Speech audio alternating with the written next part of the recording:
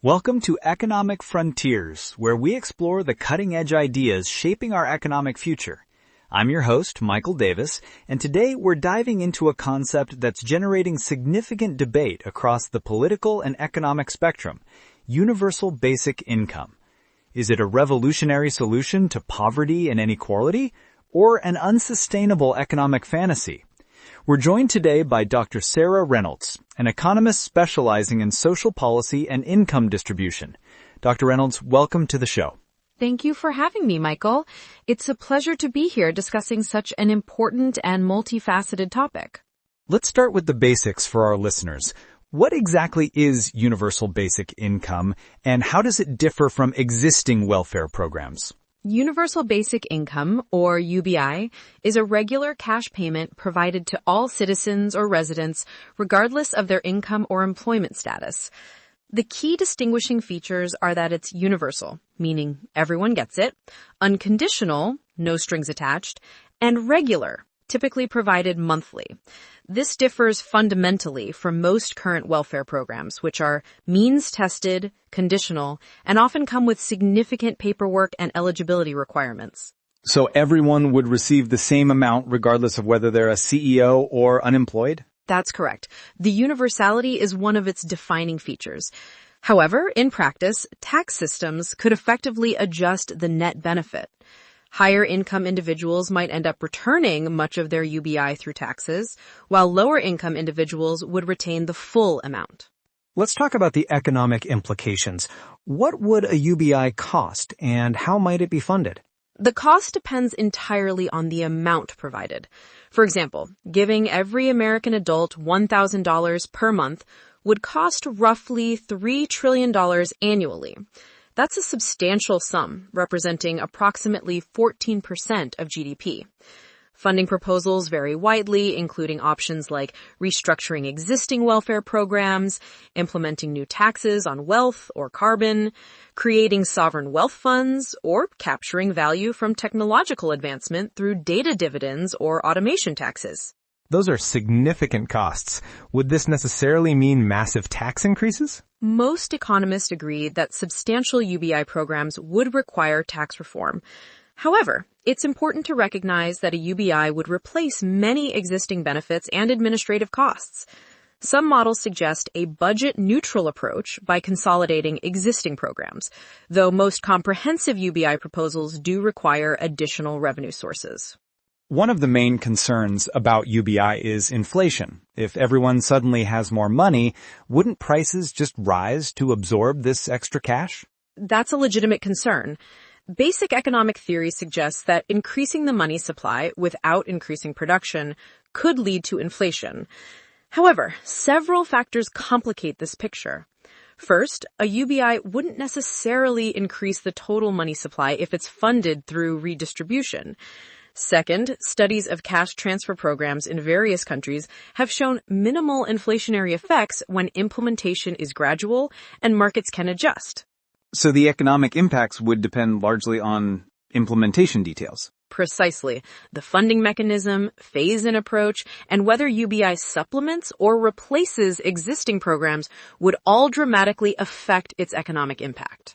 Let's shift to the social impacts. Proponents argue that UBI could significantly reduce poverty and inequality. What does the research tell us? The evidence from pilot programs has been encouraging on this front.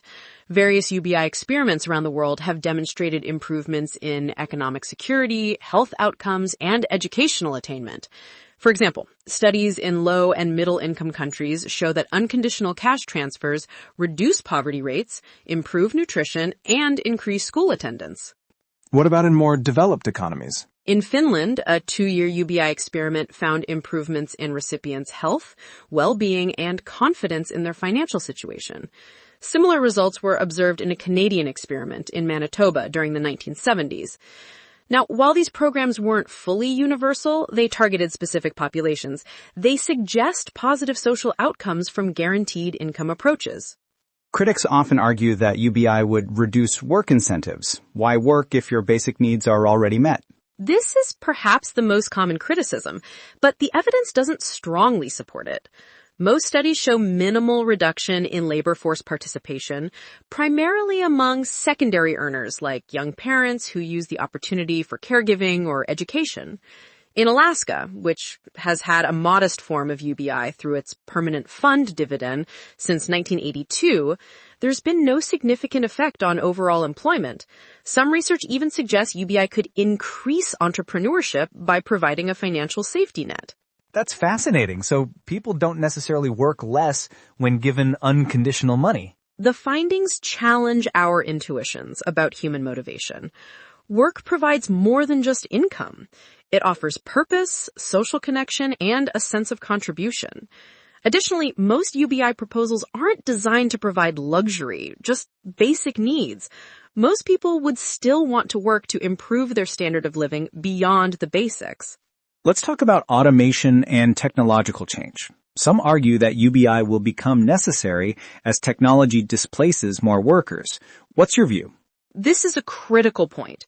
While predictions about technology-driven unemployment have often been overblown historically, the pace and nature of current technological change pose legitimate concerns.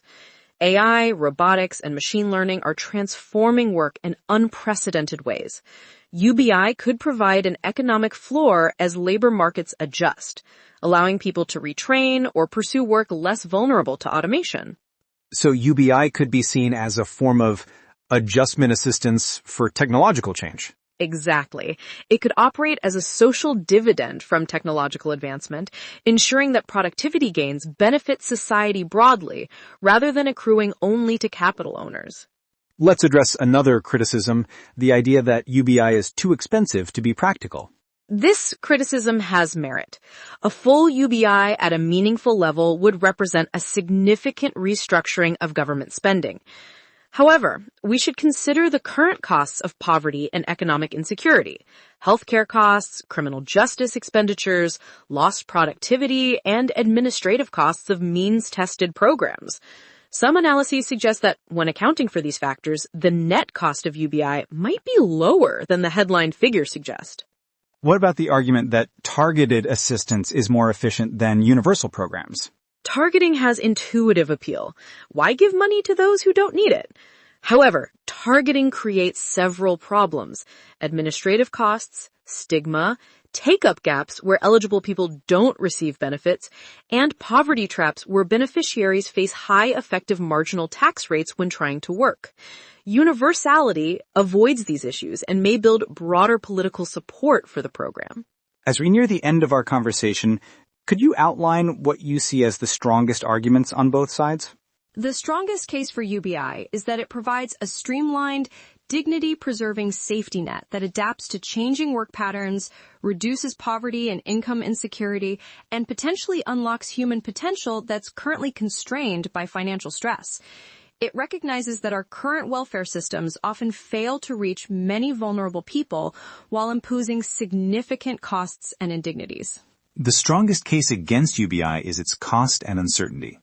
It represents a massive restructuring of social welfare with potential unintended consequences.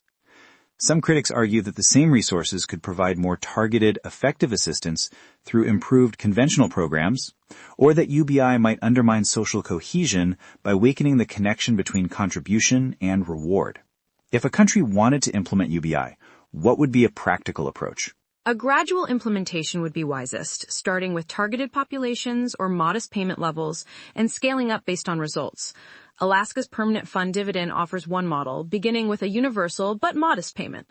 Another approach might be age-based phasing, perhaps starting with child allowance or expanded benefits for seniors, then broadening eligibility.